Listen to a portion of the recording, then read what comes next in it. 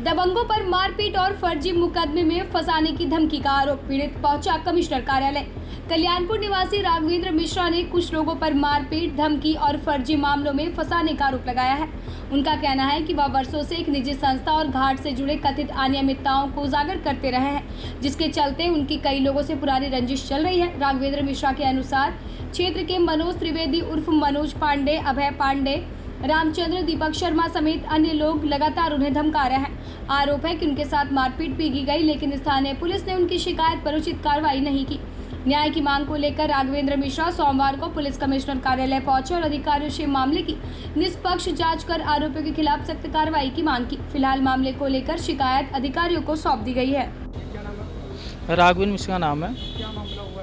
मामला ये हुआ है कि 2012 में मैं विधानसभा का इलेक्शन लड़ा था कल्याणपुर विधानसभा से निर्दलीय के रूप में, और 2014 से मैंने जो है एक जागेश्वर मंदिर में कार्यदायी संस्था है श्री जागेश्वर महादेव प्रबंधक सभा, उनके कारनामों को उजागर कराना चालू किया। और उसके बाद उसी के सामने एक जागेश्वर घाट बना हुआ था। उस जागेश्वर घाट की शिकायत में सन 2016 से कर रहा था, और सन 2016 से होते होते 2025 में जो है वहाँ पर कुछ अराजक तत्वों द्वारा प्लाटिंग करना चालू कर दिया गया, जिसमें हवलदार सिंह के पुत्र हैं, एक हवलदार सिंह है जिनके ऊपर गंभीर धाराओं में कई मुकदमे दर्ज हैं और पिछले मंथ भी दर्ज हुए हैं। और वहाँ पर जो है घाट के अंदर भी कब्जा करने का प्रयास किया जा रहा था मनोज त्रिवेदी के द्वारा, जिसकी शिकायत मेरे द्वारा डीएम महोदय को और सीपी महोदय को 8 अप्रैल को दी गई थी कि आप जो है मेरी जान को खतरा है और एक बार आप इस पर जांच करा दीजिए, जिसकी जांच अभी प्रचलित है एसीपी साहब के यहाँ। और आज मुझे जो है आज की डेट में मुझे बुलाया गया,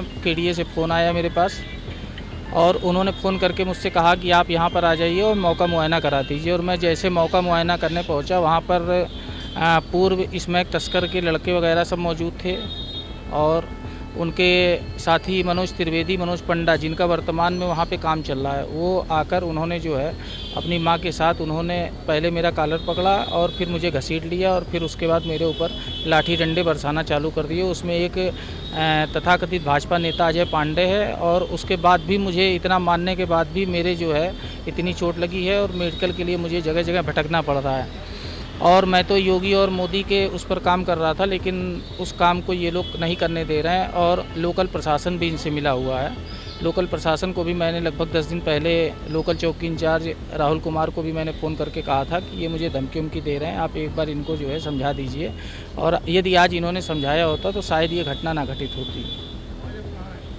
आज मैं जब पीड़ित हो गया, जब मैं 12 बजे से मुझे 12-1 बजे से टहलाया जा रहा है कि आप इधर मेडिकल होगा उधर मेडिकल होगा, जब दोनों जगह लाला लाजपत राय में मेडिकल नहीं हुआ, जिला अस्पताल उर्सला में मेडिकल नहीं हुआ, तो मैं यहाँ पर सीपी साहब के यहाँ आया हुआ था और सीपी साहब नहीं मिले और मुझे यहाँ से वो दिया गया कि आप जाके उन्हीं लोगों के साथ रहिए जो आपके जो भी बच्ची हैं और उन्हीं के साथ अपना मेडिकल कराइए।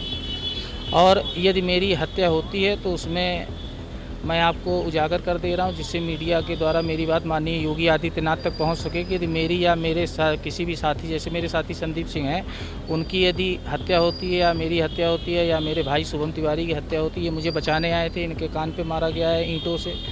और वहाँ पर जो है एक रामचंद्र निषाद हैं, इन सबका एक गैंग बना के काम करते हैं। ये पहले दीनू उपाध्याय के गैंग में हुआ करते थे, जो गैंग हमारे यहाँ अखिल सर ने जो है जिस गैंग को तोड़ा था, उस गैंग के लोग भी इन लोगों के साथ सम्मिलित हैं और ये सरकारी ज़मीनों पर कब्जा करके अपना मकान बनाना चाहते हैं, जिसको मेरे रोकने पर इन लोगों ने इतनी बड़ी घटना को अंजाम दिया। यदि आज पब्लिक ना आई होती तो मुझको जान से मार देते। और मेरे ऊपर एक झूठा आरोप लगाया जा रहा है कि आप लड़की छेड़ते हो आप, जबकि मैं उस लड़की को ही नहीं जानता हूँ, मेरी भी बहन है, मैंने उस लड़की को कोई छेड़छाड़ नहीं की है और वसूली का आरोप लगा रहे हैं। और मैं कह रहा हूं कि इसकी निष्पक्ष जांच हो। यदि मैंने इनसे कोई भी पैसा मांगा हो, कोई रिकॉर्डिंग में ये दें हमको, उसकी कोई रिकॉर्डिंग दे। केवल अपने आप को बचाने के लिए ये बता रहे हैं कि ये वसूली करते घूम रहे हैं, जबकि मैंने किसी से भी आज तक कोई भी किसी भी थाने में मेरे नाम से किसी भी उगाही का कोई भी मुकदमा नहीं दर्ज है। और ये केवल नवाबगंज थाना जो है क्रास में एक मुकदमा दर्ज करवा रहा है कि इससे जो है मैं पीछे हट जाऊं और घाट पे कब्जा हो सके, लेकिन मैं पीछे नहीं हटूंगा। और मैं इसके लिए केडीए को भी जिम्मेदार बनाऊंगा और जिलाधिकारी कानपुर डीएम के यहाँ भी जाऊंगा और डीएम के यहाँ धरना दूंगा और सीपी साहब के यहाँ कल सुबह मैं आकर धरने पर बैठूंगा जब तक मेरा मुकदमा नहीं लिखा जाता है।